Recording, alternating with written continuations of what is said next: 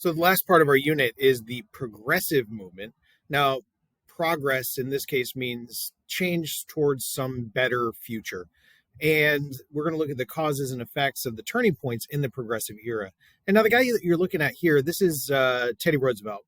And you're going to notice that he's in a lot of political cartoons. You're going to notice the glasses, the mustache, and the teeth. So just be aware of that. Take a moment, write down the essential question in your notes. And this is going to be the last chunk here. Now, the other thing that happens in political cartoons is they draw the wealthy, greedy people as these big, overweight people. And you'll notice Teddy Roosevelt up here in the top. And this is a trust, which is just another word for a monopoly. So you can see the word trust there in the monopoly. And the trusts and the monopolies are the same thing. And the progressive era is going to try to use the power of the federal government in order to regulate or limit the power of those rich, wealthy individuals. You see, the progressive era comes right after the Gilded Age, and the Gilded Age was marked by all of these abuses of the capitalists, the exploitation of the working class, the exploitation of the consumers, and the working class and the consumers realized that the one big weapon that they had, the one tool that they had at their disposal was their vote. So they could protect themselves from those abuses by the capitalists, by capitalism, and that all that exploitation, if they would vote for people that would then pass laws to regulate them. So they're going to deal with a bunch of problems during the progressive era, things like urban problems. We looked at that in 3C, the tenements, the political machines. They're looking at dealing with monopolies. They're going to try to combat some of the race issues. Not very successfully, but there's going to be an effort there with people like Du Bois and Booker T. Washington and Ida B. Wells. And the big thing that we saw in the last section of notes was the populists and all those farmer problems. So the populists are going to use the power of the federal government like the progressives. But when we talk about the Populist Party, they're focused only on the farmers' issue. The progressives are these bigger concept of using the government to help solve other problems too. Now, one of the big things that helped lead to the progressive era was this, the journalists were often out there trying to expose the corruption of American society. They would round up all of the problems that they saw, and they'd publish articles and newspaper journals and books, and they would expose all of the muck or the filth of society. Now, their job they didn't see as solving any of the problems. Rather, they saw their job as uncovering the filth and then letting the government fix it. So, like, for example, here you see Jacob Riis, and Jacob Riis is taking photographs of the tenement to expose the problems of the city. And you can see, let's see, 1, 2, 3, 4, 5, 6, and I think I'm covering a seventh person here, all living in one of these little, what should have been a one bedroom of one apartment. They're all living there in that room trying to make their lives in the tenement happen. Now the government needed to step in and fix it. Another example of this is Upton Sinclair. He's trying to expose the problems of the meat packing industry. Now, initially, Sinclair was trying to write a book about socialism. He was trying to expose the problems that the workers were facing, the awful conditions and the low wages and the long hours. But when people read his book, all they read were all the filthy awfulness that was going into their meat. Once that issue has been exposed, the expectation was that the government would step in and fix it. And you can see here, Teddy Roosevelt is dealing with the meat scandal. And here's Teddy Roosevelt. You can tell with the mustache and the glasses. And he's literally raking up the muck that is the meat scandal. And now he's got to do something to fix it. And he pushed through, with the help of Congress, the Pure Food and Drug Act, which led to the Food and Drug Administration, an organization that is still around trying to protect Americans so that they have good food, drugs that do what they're supposed to. Sometimes progressives would take it upon themselves. For example, here is Jane Addams. Jane Addams bought a house called the Hull House. She bought it from a guy named Hull. She bought a house in an immigrant neighborhood right around the tenements, and she opened the house up to help the immigrants settle into the neighborhood and be more productive. She offered daycare at the Hull House so that the immigrants could go to their jobs. She helped instruct the children while they were there. She helped meet the practical needs of the various immigrants in the neighborhood. So Jane Addams helps to try to improve the tenement situation by showing this social responsibility.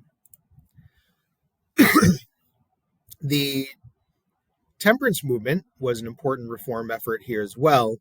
And again, beyond just the muckrakers exposing the filth, people like Jane Addams and now the Women's Christian Temperance Union were trying to look at the problems of society, all of those abuses of capitalism, the exploitations, and they're trying to fix it themselves. The Women's Christian Temperance Union and other temperance movements people saw alcohol as the problem, that it led to domestic violence and broken marriages. People would get drunk and they'd get into fights and they would commit adultery and they would go home and beat their wives. And if you could just get rid of alcohol, they thought that all those problems would go away. It's a very successful movement, eventually leading to the 18th Amendment, which was a prohibition on alcohol. The muckrakers used tragedies sometimes. For example, here is the Triangle Shirtwaist Fire problem. They are going to use the Triangle Shirtwaist Fire tragedy in order to expose the problems of working conditions. And you can see here that the progressive era, they were trying to fight for better hours, wages, and conditions. We saw that with the labor union movement already.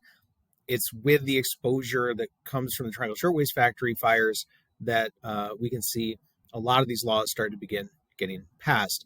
At the factory fire, you can see up here in this building, the Shirtwaist Factory was actually on the 11th and 12th floor of the Triangle building. And the boss was mad that the women were taking breaks without his permission. So he decided to lock them into the building so that they couldn't get out and take breaks. Inevitably, a fire happens. The women can't get out. They either burned alive or they jumped out of the window and fell to their deaths 10 stories down. 146 women were killed, and this does lead to some laws being passed. The problem was exposed, and now the government was trying to fix it. The Supreme Court didn't side with a lot of these laws, so they were unconstitutional. You can see here, this side, that the Supreme Court started to decide things using the concept of the right to work, that you have a right to sell your labor to anybody who's willing to pay for it, and that you couldn't be forced to join a union. Some businesses had what they were called closed shops, that you had to participate in the union in order to be part of the factory that you were working in. And the Supreme Court said that that was unconstitutional. South Carolina today is considered a right to work state because they do a lot to try to make sure that unions don't succeed. We'll leave it there. The progressive amendments are the 16th, 17th, and 18th, and 19th amendments. The Reconstruction amendments were earlier, the 13th, 14th, and 15th. Those were trying to protect the freedmen. The progressive amendments, though, are designed to fix those problems that we've already talked about. So we have the 18th Amendment, which prohibited alcohol. The 19th Amendment is going to give women the right to vote. The 17th Amendment was based on the fear that the wealthy people were buying state senators, because previously the state legislatures had appointed senators to go serve in Congress. The people thought that there was no accountability for those senators. So they wanted to have some system in place where the senators were voted on so that there'd be some accountability to the voters, as a way to try to get rid of corruption. I think the one that's most interesting, though, is the 16th Amendment, because the farmers and the workers were seeking a graduated progressive income tax, which means as your income goes up, your tax rate goes up, which is a little complicated. In our system, we have a progressive system that's based on marginal tax rate. So if you look at this chart right above me here, if you make $9,000, right, between 0 and 10,000, if you make 9,000, you'd pay 0% tax. Now, the confusing part is we are a marginal tax rate. So you'd only pay 15% on anything above 10, right? So if you make $12,000, you don't pay 15% on all 12,000. You'd pay 15% on anything above 10. So only those $2,000 above 10. And then that gets us all the way to 20,000, right? So you're paying 50% anything to 20,000, and then let's say you make 25,000, you're only going to pay 25% on the extra 5,000 over 20.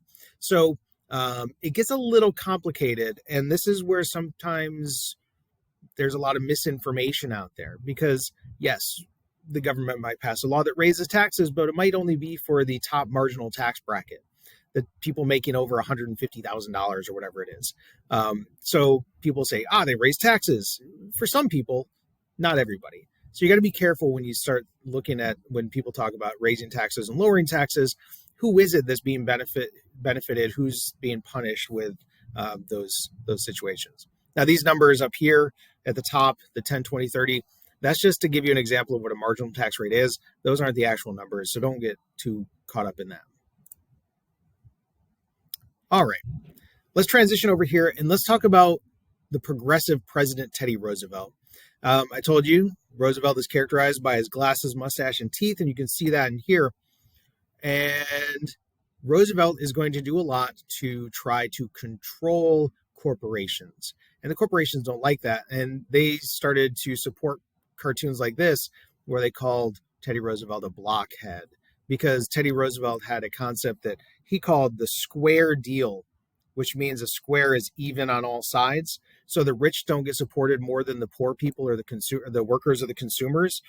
So Roosevelt wanted this square deal, which would be even to everybody on all sides. The government stops favoring the ownership and starts to make it an even playing field.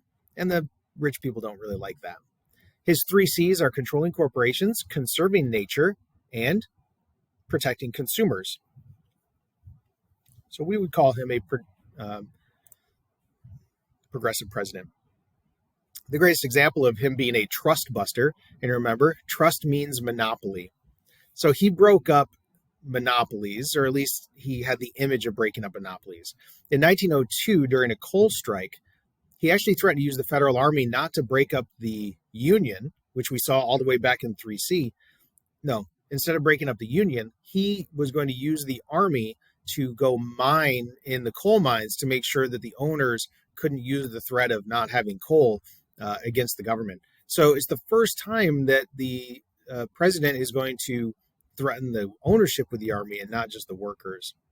Roosevelt said this was a good bully pulpit for him, that the presidency could be used to give speeches and take actions that would help change people's minds and set a new public agenda. And the coal strike is a good example of that. This is one of my favorite Teddy Roosevelt cartoons. Notice the glasses, mustache, and teeth there. Roosevelt was known as a hunter. So we're seeing him here. There's the White House. Here's Teddy Roosevelt. He's got his gun. There's bad trust, which a bad monopoly he's going to kill off. Good trusts or good monopolies, things like electric companies that actually benefit society, he's going to make sure they're restrained so they can't abuse the the consumers or the workers. So eliminate bad trusts, control trusts that are even good. The tool that he's going to have, this weapon that he has here, the first weapon they came up with was the Sherman Antitrust Act. Sherman just named after the guy that proposed it. Anti means against. Trust means monopolies. So the Sherman No Monopolies Act. They're going to break up those monopolies, control the monopolies. And the reason they wanted to do that was to increase competition. Remember, we talked about that all the way back in 3B. Monopolies want to eliminate competition so that they can charge whatever they want. Break up the monopolies, force them to compete. Prices will go down. Wages would be better for workers. And you get a better, cheaper product for consumers, right? That's Roosevelt's argument there. Roosevelt's also a conservationist. That means he's going to try to conserve nature, not a conservative, a conservationist, right? Those are 2 different terms. Environmentally, he's trying to conserve nature. He creates most of the national parks like Yosemite and Yellowstone, conserve wilderness, and so make sure the United States always has these natural resources. Wants to make sure that all the public lands are not just sold for corporate abuse. Pretty important president for conservation. In 1908, Roosevelt decided that he wasn't going to run for office. There was no amendment yet that said he could only be in office for 2 terms. He served from about 1900 to 1908. He decided to retire. He supports this guy here, William Howard Taft, to be his successor. Roosevelt's so powerful and popular that Taft is easily going to win election on the Republican ticket. Taft is interesting. Roosevelt assumed that Taft would act like Roosevelt. And you can see here this political cartoon. Taft is saying, following Teddy's footsteps? Sure, but he's going the wrong way.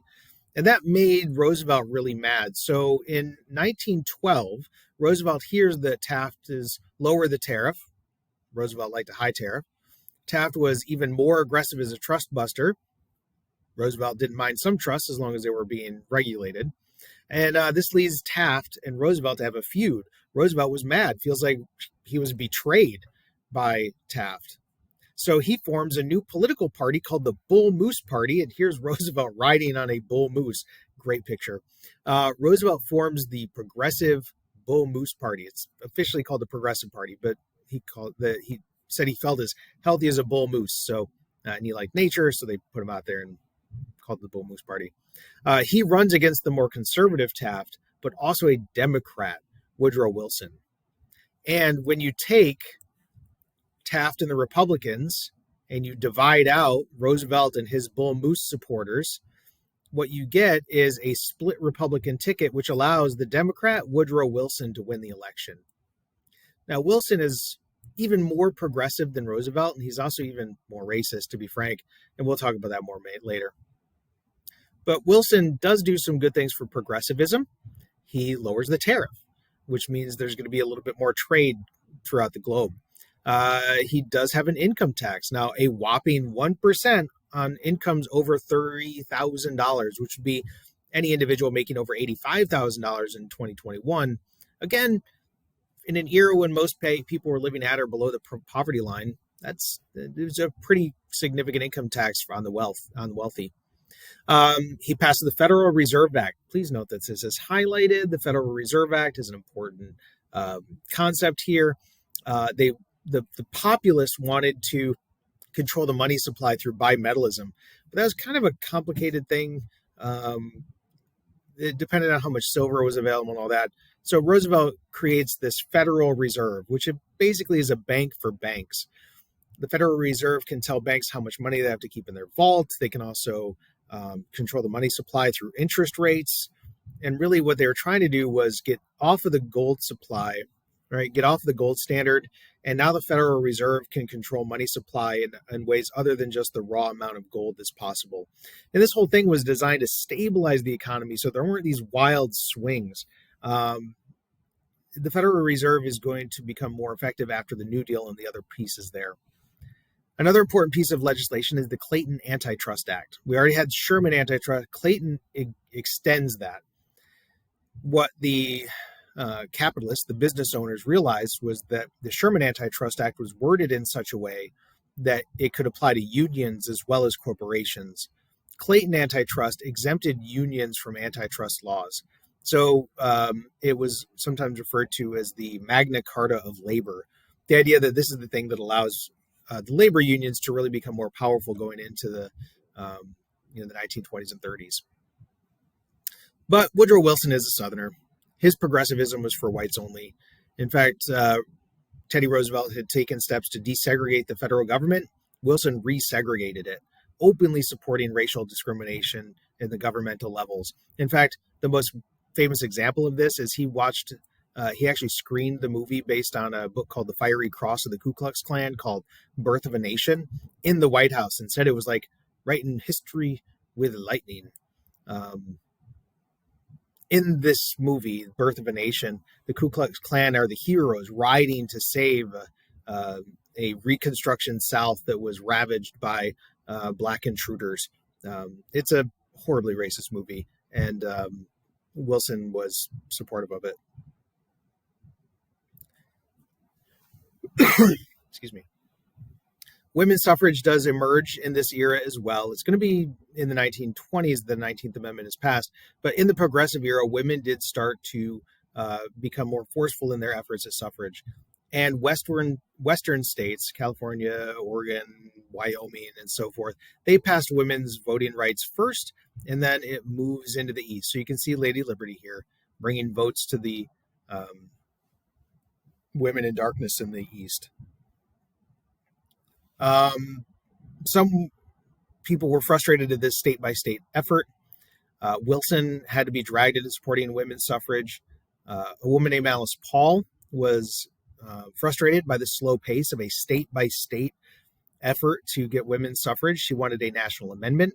She went as far as to protest outside of the White House. She was jailed. Wilson had her arrested. They put her in solitary confinement, had her screened for mental disorders because, a woman would only want rights if she was crazy. She went on a hunger strike while in prison. They force-fed her through a tube in the nose. Eventually, her and her fellow suffragettes were going to be released from prison.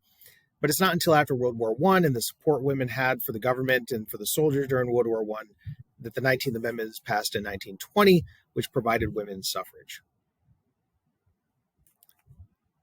And last, to wrap all this up, the progressive era is limited by the fact that it's a middle-class movement and it coincides very closely with nativism.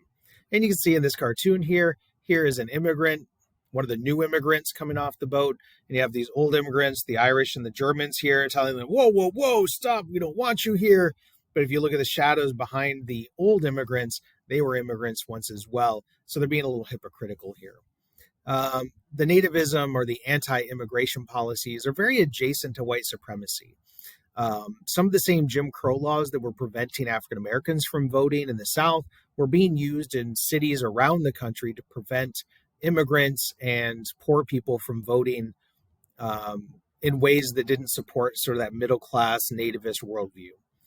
We're going to talk about this more when we get into the 1920s after World War I, but these social pressures are going to build up, especially when you combine it with all the propaganda of World War II, and that's going to lead to some of the big problems of the 1920s.